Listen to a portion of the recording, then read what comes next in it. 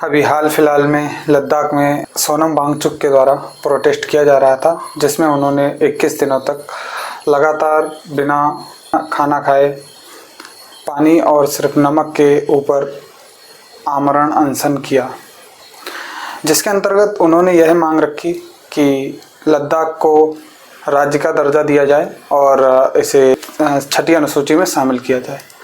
क्योंकि जब जम्मू कश्मीर से लद्दाख को अलग किया गया तो जम्मू कश्मीर को तो राज्य का दर्जा दे दिया गया, लेकिन लद्दाख को केंद्र शासित प्रदेश ही बना रहने दिया गया। इसके कारण सोनम वांगचुक ने इस कारण आपत्ति जताई। लद्दाख केंद्र शासित प्रदेश होने के कारण यहाँ पर फैक्ट्रियाँ अत्यधिक आ रही हैं।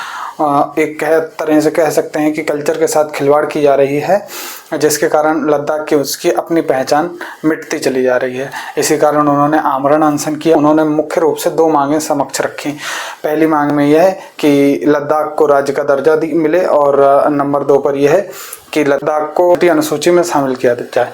अब जानते हैं कि छठी अनुसूची होती क्या है। भारतीय संविधान की छठी अनुसूची के तहत पूर्वोत्तर के 4 राज्यों असम, मेघालय, त्रिपुरा और मिजोरम में स्वायत्त जिला परिषदों की स्थापना की गई थी।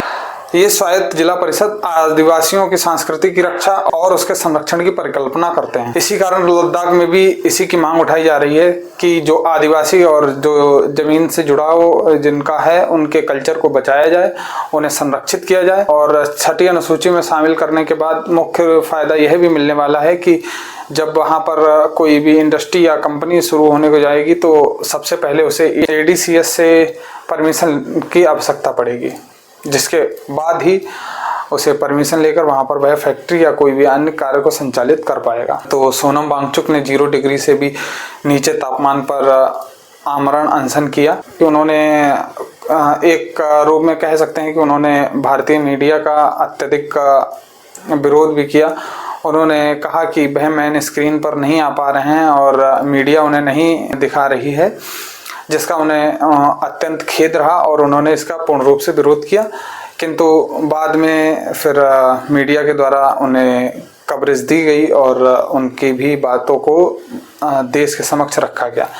और सोनम वांगचुक का मुख्य रूप से यह कहना था कि केंद्र सरकार पहले भी यह कह चुकी है कि वह उनके मांगों को मानेगी और केंद्र सरकार के द्वारा पहले ही आश्वासन दे दिया जा चुका था कि उनकी यह मांगे जायज़ हैं और इन्हें पूरा किया जाएगा। लेकिन अब दोबारा से चुनाव होने तक हैं और उसके बावजूद भी अभी तक कोई सुनवाई नहीं हुई और जो केंद्र के द्वारा वादे किए गए थे वह अभी तक पूरे नहीं हुए हैं। फिलहाल 21 दिन तक सोनम वांगचुक ने प्रोटेस्ट किया और उसके बाद उन्होंने एक छोटी बच्ची के हाथों से जूस पीकर अपने आमरण अनशन को समाप्त किया और यह कहा कि हमारी लड़ाई जारी रहेगी और वह दोबारा इस लड़ाई को युद्ध स्तर तक लेके जाएंगे और जो लद्दाख के हित के लिए होगा वह कार्य करेंगे। और सोनम वांगचुक ने जब प्रोटेस्ट स्टार्ट किया तब पहले तो उन्होंने शुरुआत कुछ ही लोगों के साथ की, लेकिन फिर उसके बाद वहाँ के लद्दाख के भी लोग और जो